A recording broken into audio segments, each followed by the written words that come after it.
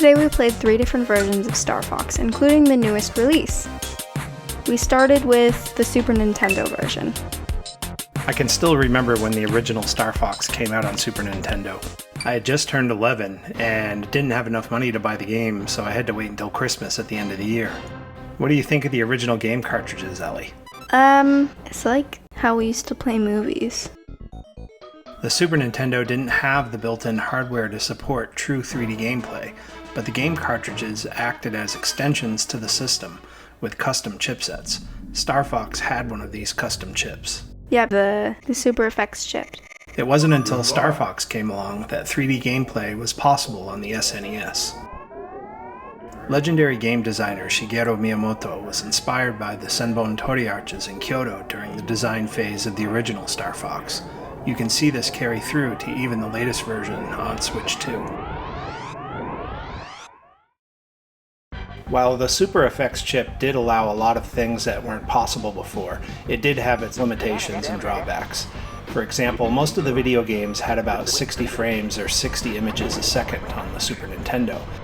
The hardware limitations put the game designers in a position where they had to target something lower, around 20 frames per second for StarFox.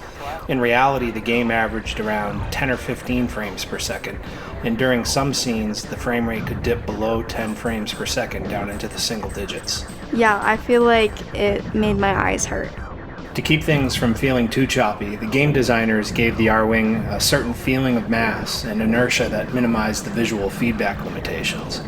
Was anything else challenging for you, Ellie? I couldn't tell which ones were friends and not friends. Yeah, I can understand that. It was actually pretty difficult.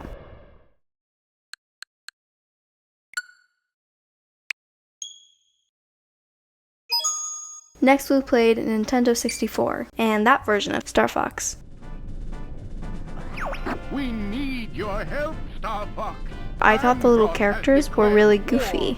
I think many Nintendo 64 games, StarFox included, lacked the tasteful design, the focus, and the boundary-pushing gameplay that Nintendo was known for. Did you enjoy playing StarFox 64? Not really, no. With many online polls, StarFox 64 is actually one of the most popular editions. I don't really understand what people enjoyed so much about StarFox 64. To me, it felt a little bit lazy. It doesn't have like the fun, cool new effects to it either, so it's kind of like mid. If I'm going to sit down and play a classic version of StarFox, I'm going to go with the original version on the Super Nintendo.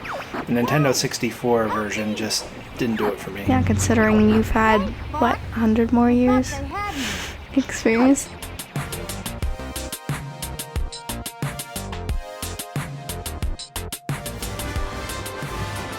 Finally, we come to the latest version of StarFox on Switch 2. Now, the one thing that StarFox 64 did have that I really wish was present on the latest version of StarFox was the split-screen multiplayer mode. Local multiplayer on the latest version is a little strange. Yeah, and with this one, you can play it where one person shoots and the other person controls, and you use it almost like a mouse, like one of the little controllers. I appreciate the attempt at cooperative gameplay. I was the gunner. But one of the coolest things about these R-Wings is that as much as they're spacecraft, they're also kind of like fighter jets, right? So using the different aerobatic moves that they have, it's a natural for having a dogfight between local players. You can still have these dogfights, but only when you're playing online multiplayer and folks are separate from one another or playing with their own consoles in different rooms.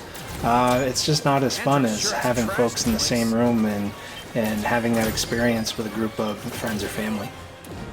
Okay, gripes aside, the graphics of the latest version of StarFox on the Switch 2 are absolutely amazing.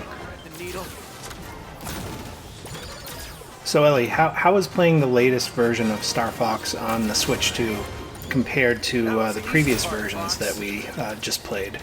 A lot easier because the enemies looked wildly different from the ships that were my friends. Although I definitely did hit my friends a few times. That's okay, because Falcon seems mean. It's worth noting that the levels, stage layouts, and boss fights in this new version of StarFox are exactly the same as those in StarFox 64 from the Nintendo 64.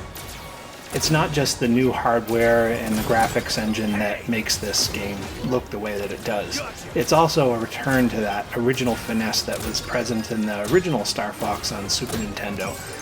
That's come back, and I think that combination makes for something that's very visually appealing and draws you in. I just wish that all of these rich visuals and great character development were something that could be shared in a dynamic fashion with other players in the room. I think that's a big miss and something that I hope Nintendo addresses, potentially in a future update. Well, this game was definitely not my favorite. Alright, well let's get into the review. First we're going to start off with inclusivity. Do you think this was an inclusive game, Ellie? I really don't. You can play it 2-player with having one person gunner and one person pilot, but I really feel like you should be able to have 2 people in different ships or more, so for inclusivity, we give it 1 star. For amusement, I feel like we both got into the game, but we weren't really talking to each other much. We were actually pretty quiet, which is why we had to do a voiceover, and we really weren't like laughing or having that much fun, so we give it 2 stars. For quality, we thought the graphics were amazing, and we loved how the game looked. The attention to detail and tasteful design were fantastic. Which is why for quality, we give it 4 stars. I think this category was actually pretty close to 5 stars. For replayability, I feel like there's a number of different ways you can play it. It doesn't go on endlessly, but there's still plenty of variations. So for replayability, we give it 3 stars. This is a very nostalgic game. The first variation was one of the most popular of its time. I feel that the game has not improved in any other way than the looks, which is why for intangibles, we give it 2 stars. Other than the graphics, too much of it is just rehashed. How about our overall score for Star Fox on Switch 2? We give Star Fox 2 stars, though we did have a debate about a lot of the things. I personally didn't love this game, but I'm sure there are lots of people who will. Gotta be worth a bonus. All aircraft report. It'll take more than an aerial assault supercarrier to slow us down. Wish your dad could have seen you today. You just about managed to keep up with me, Fox.